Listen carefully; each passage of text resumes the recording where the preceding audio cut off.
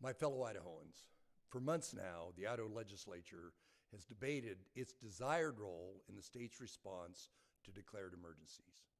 The debate has culminated in two bills that threaten your safety and our economy during future emergencies. House Bill 135 and Senate Bill 1136 are not about protecting your rights or improving the state's emergency response. The bills handcuff the state's ability to take timely and necessary actions to help Idahoans in future emergencies. The bills narrow the authority of future governors to the point where a governor could not deploy the National Guard to facilitate vaccine administration or repair bridges after a massive earthquake. The bills limit the state's ability to help agriculture and industry minimize financial loss during a drought or flood. In addition, the bills limit the state's ability to help reopen schools and businesses following a catastrophic disaster. We know future emergencies will include floods, fires, and drought, the routine experience of living in the West. A governor must have the ability to handle those emergencies, but we must recognize that future disasters also include events much more drastic. We could face a potential multi-state disaster involving major earthquakes, enormous flooding, or devastating fires. We could experience a massive sustained power grid failure. The list of potential devastating disasters are simply unknown.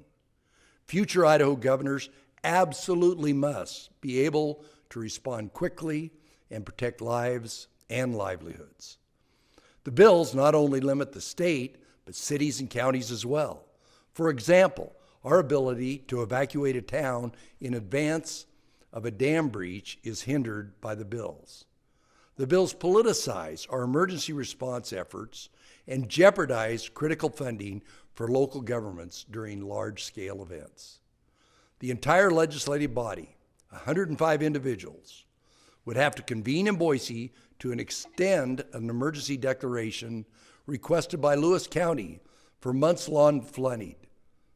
Totally impractical and costly. And if the legislature fails to extend an emergency declaration, the disaster recovery and FEMA relief funding are jeopardized, and Idaho taxpayers are on the hook for emergency response costs. Idaho is a state that values the Constitution.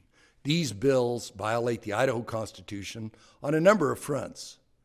The Idaho Constitution wisely prohibits the legislature from performing executive duties.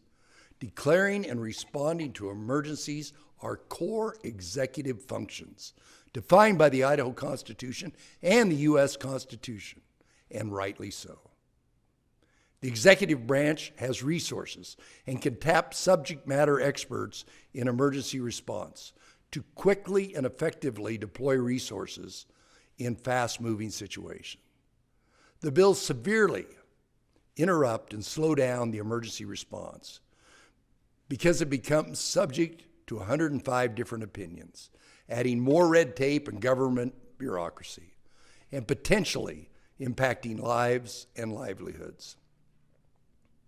For these reasons, I will be vetoing House Bill 135 and Senate Bill 1136. To the Idaho legislature, I agree with you that there is a time and a place for the legislature to be involved during future emergencies.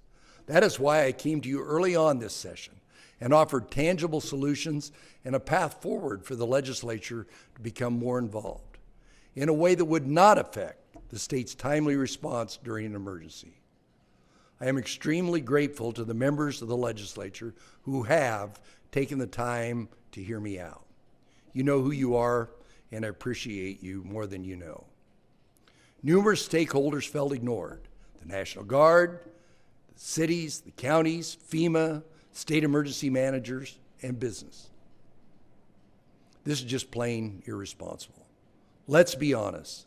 These bills are an emotional, knee-jerk reaction because of anger about the pandemic and some of my decisions during a very uncertain time last year.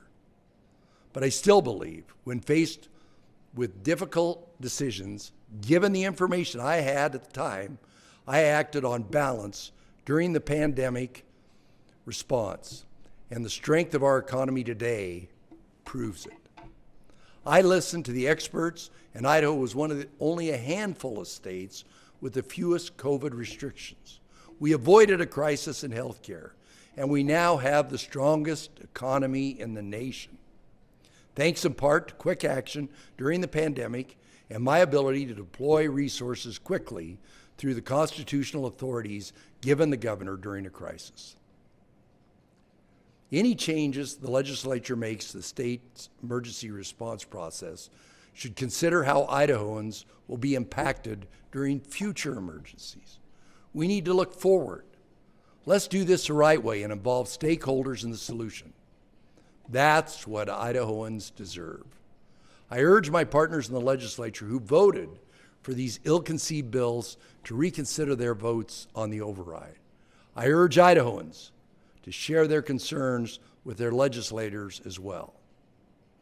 Now, I am proud to say that all of Idaho's living governors stand with me in support of my veto on these bills. Governor Phil Batt, Senator Jim Risch, also a former governor, have provided statements of support. In addition, Governor Butch Otter is here with me today, and Governor Dirk Kempthorne will offer some words remotely. First, Governor Kempthorne. Governor Little, Governor Otter, today I'm proud to join my fellow governors in total support of the action which you are about to take, Governor Little. When we became governor, we all take the oath of office. And included in that oath is that we will support the Constitution of Idaho. And the Constitution makes it very clear the responsibility of the executive branch of this government, of the governor, including in those situations that may be emergencies, those situations that are unanticipated, unexpected. But when they do happen, and they do, somebody needs to take action and make the tough decisions. And it is the governor that is required to do that in our Constitution. There are those situations that may well exceed 60 days. I certainly experienced that with fire seasons when I was governor. Does it make sense that somehow on the 60th day that a governor would be precluded from making those tough, hard decisions? It's not unusual during disasters that the governor is at the scene of the incident with the incident commanders. It was not unusual to have incident commanders' leadership turn and say, "Governor, we need a decision." And they need a decision immediately. That is not the time that a governor should say, "I'll get back to you. I must check with the legislature." Governor, thank you for the action you're taking today. It is the correct action. It shows your leadership. And let me also say, as a father and a grandfather, on behalf of my family and families throughout Idaho, thank you for taking this action so that you have affirmed that as our governor, you'll make those tough choices and to the extent possible, mitigate what these disasters can do to our fellow Idahoans. Thank you, Governor.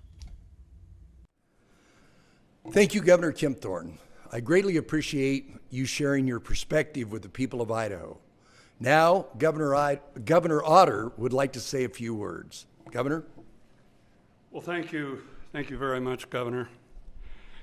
The bills that Governor Little is vetoing today aren't only about this governor or Idaho's COVID response.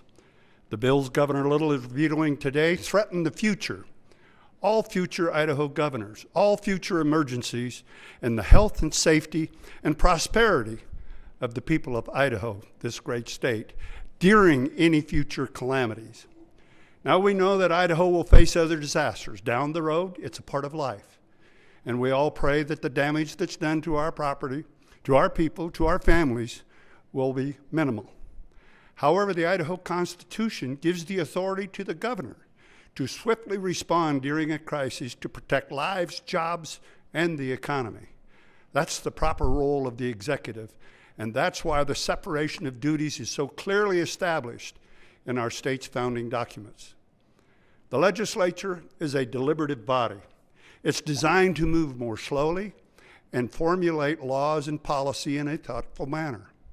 And I know better than most that process matters. But in the middle of a crisis, days and even hours can mean the difference between lives and death. An emergency is no time to slow things down. So I applaud Governor Little for vetoing these bad bills. He and every future governor must have the authority and the tools that they need to respond quickly, save lives, and protect livelihoods during a crisis. The people of Idaho expect their elected officials to lead responsibly and with their best interests at heart.